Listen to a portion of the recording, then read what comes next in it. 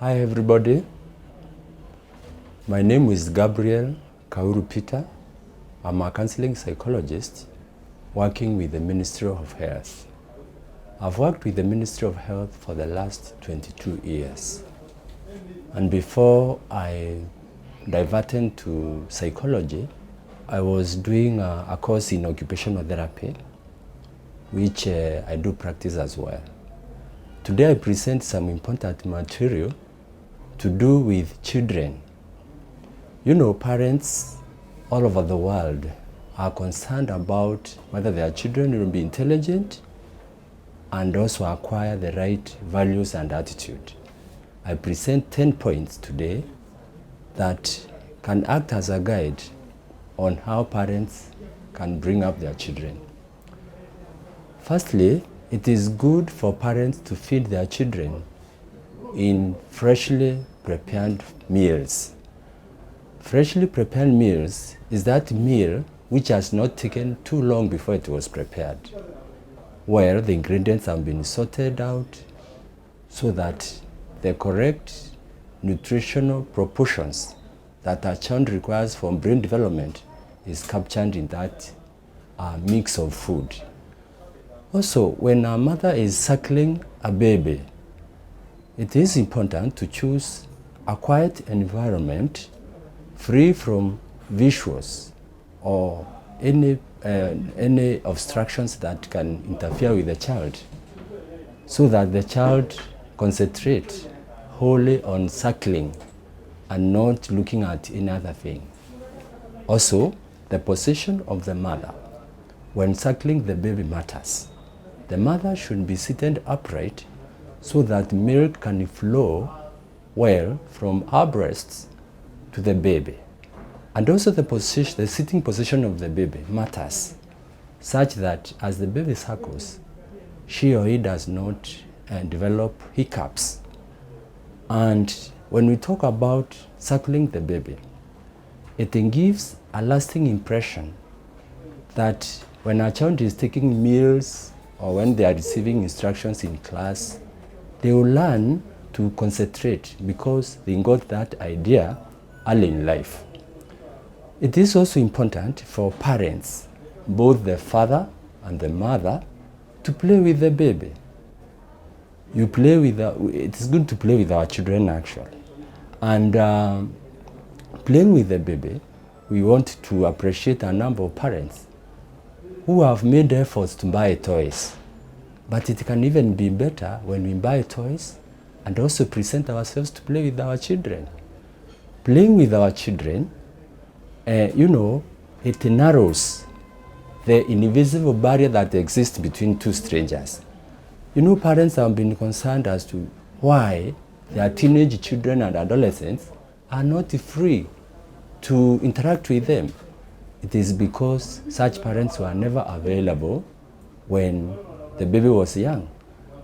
But parents who play with their children, the child will make friendship, and it is a way of communicating the internal feelings and the values. The child will understand the father, will understand the mother. What is it that makes the mother, the temperament, the attitude, and therefore they will not fear to interact with the parents early in life. In fact, in support of this, there is a Greek philosopher by name Plato.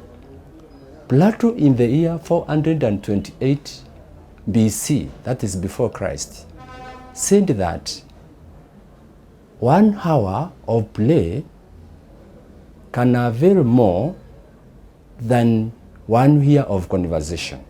That means you can understand a person. When playing with that person, you can understand your baby better, even for 1 hour, than when you lecture your child for a whole year. It is as important as that. It's also important for parents to talk, share, and socialize with their children. Talking, can involve one person giving information to another without giving a turn for the other person to respond. But when it comes to sharing has to do with having equal time. When the mother or the father is talking to the child The mother has her turn to listen, and then the child has her turn to talk. No one talks, they don't talk all at the same time. This will ensure that the father understands what the child is saying.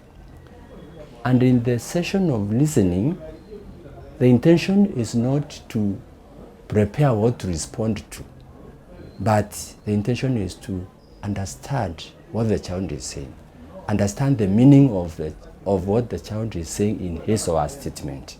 For example, when the child comes from school in the evening and tells the mother, "Mommy, so and so knocked me down," that means the child takes you as the security. Therefore, the child is reporting to you. If the child says, "Daddy, I would like you to buy me a bicycle that costs 5,000," the meaning of that is that the child takes you as the provider. So it is good to talk and share with our children. And by the way, for modern parents, this has to be planned intentionally, because we appreciate that we are very busy parents. So it is good to schedule in our diaries, in the calendar, and say that today I'll leave my work early so that I can go and play with my child, so that I'll have time. Sometimes even our holidays are congested.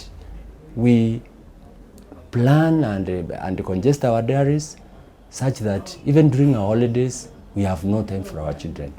So our dear parents, I being one of them, it is time we schedule intentionally to, avail ourselves for our children. It is also good to take your child for exposure. What do we mean by exposure? Think of these children who live in urban areas. They need opportunity to visit the rural countryside, where they will see different lifestyles. They will see, land, they will see mountains, they will see rivers, they will see waterfalls. And the same applies to those who live in the countryside. They need to come and see the city. They need to see the vehicles. They need to see the parks, the different architectural designs that are in the city. And this gives the child a reservoir, a kind of a store of ideas from where they can make their minds creative. And a child who has been availed the opportunity to visit the places, game parks, places of Mombasa or coastal areas, such places. Wherever that child lives in this world that God has given us, exposure adds to intelligence. No wonder these children will write good compositions, they can tell stories, they will be confident and all that. So parents, again, that's a jewel that you need to pick, even as we had our children. More important also is that our children need to be immunized. Immunization is that early prevention of diseases. And it comes from the idea that all human beings, they are born simple and feeble. They are vulnerable. They can easily catch up with the diseases. And since the organs of children have not, been specialized to prevent children from diseases, they need a boost so that they can grow up without being disturbed by diseases. Children who have been hospitalized all the time, every time they are on syrups, they are on medicine, they are on injections, they have no time to develop their intelligence.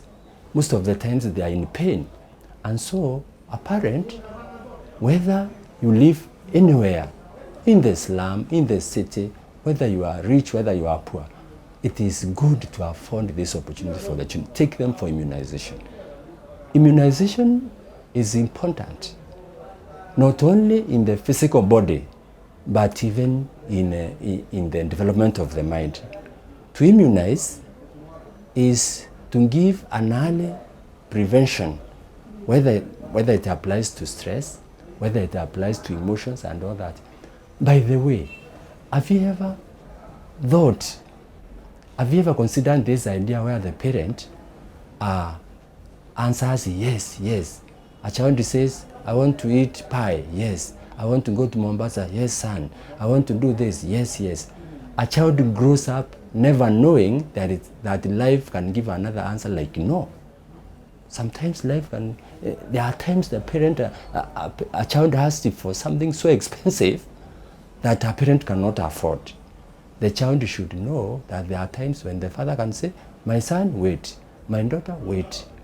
Yes, the father has the ability, but maybe you need some time so that you can gather enough money to do that. So, when children grow up, they will have been immunized from the issue of stress. They will not be upset by challenges. Maybe when they have to wait for their friends to answer them, when they have to wait for their project to mature in the future, they won't be bothered, because in the very family where they grew up, there were moments to wait, there were moments to be given instantly and all that. And therefore, there is the other issue about parents making quarrels to children. Imagine of that frowning face where the parent is staring at the child, shouting at the top of their voice. This can affect our children in the future. And it can work in the extreme whereby a child quarrels and picks argument, just like the way they found parents doing it. They have mastered that to get what you want, you have to quarrel, you have to argue. They don't know, they may not learn the skill of requesting for what they want, or the skills of negotiating their way through, even in relationship, or even in when they are doing business. They will imitate what the parents did. So our parents, sometimes we can be stressed, and to quarrel it's okay, but it's always good to consider a soft answer to your child. Sometimes we are stressed in the office, other times we are stressed by our own issues as parents, as adults, but when we arrive at the arena of children, we can try our best so that we don't actually stress our children. Parents, on the other hand, will need not to flatter their children, because children do not know how to differentiate between facts and flattery.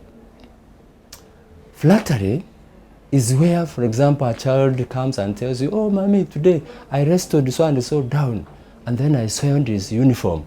And then the mother might unfortunately respond and say, great, you are such a courageous son. Do it. Yeah, I know you are strong. Nobody can defeat you. No one can wrestle you down. That is flattery. Otherwise, as a matter of fact, this child needs to be corrected. And the child may take that what the parent is saying is okay. And then they may take that one as a way of being. Even as I try to finish this information, there is something that I need to pass to the parents. Children between 1 year to 13 years do not need to stand in boarding schools. Why? This is the time they need to stay with their parents. They need to stay with their siblings. They need to learn the informal way of doing things. In order that they can understand their mother, they can understand their father, they can understand their environment, and such that when time comes for them to go to high school, where it is compulsory to board, or in university where they have to stand away from the home county, they will not miss home so much. And so it is good to ask ourselves, are these boarding schools for the interest of the child or the interests of other people? Sometimes maybe they are there just to make money, but it's not for the interest of the child. What the child is likely to interpret this gesture is that it is like you have kicked them away. You don't love them anymore. You have separated them from your love. And we have seen some people who are grown up, 30 years, 40 years, but they don't want to get married, or they don't want to marry. What is the reason? The reason is that they want to stay with their parents and they compensate for the time they were separated. Some will say, I'm okay, I do not want to live with anyone, because from the word go, since they were young, they were taught to stay alone. They don't know how to live with the people. They don't know how to interact. Finally, you know, it's not good for parents to, you know, to show two faces or to have double standards. There are times we have preached water and then drank wine. I don't know whether that saying can be associated with religion or whether it can be associated with the secular world. But being double standard as parents, teachers, and those other organizations that take care of children, it can confuse our children. Sometimes we say corruption is not good, but in the television, you will see the image of your father being arrested because of corruption. Then the child will say, surely, I thought my father is a Christian. I thought my father is an upright man. And that can really mess up our children. Being double standard, doing this, speaking this way, but doing the opposite, can hurt our children unawares. It doesn't matter whether in small things or big things. The biggest sacrifice we can do is to speak fact for facts, and then what we profess to be, we really try our best to be like that, at least for our children. Because the best heritage you can live in this world, it is not that story building that you have. It's not your beautiful car. It is the child. How upright is your child? How ethical is your child? Is your child, your daughter or son, able to carry forward what you wish them to carry forward in the future? You know, many a times we have given so little attention to our children and our family in general, to the point that what we have is property as opposed to children. By the way, materials do not last, neither do they give a permanent legacy. What can give permanent legacy is your daughter or son. Let us concentrate and give attention to our children. I hope that the teachers, parents, and all organizations, including government departments that work with the children, may find this presentation beneficial, at least to help in our society. Thank you very much. See you next time.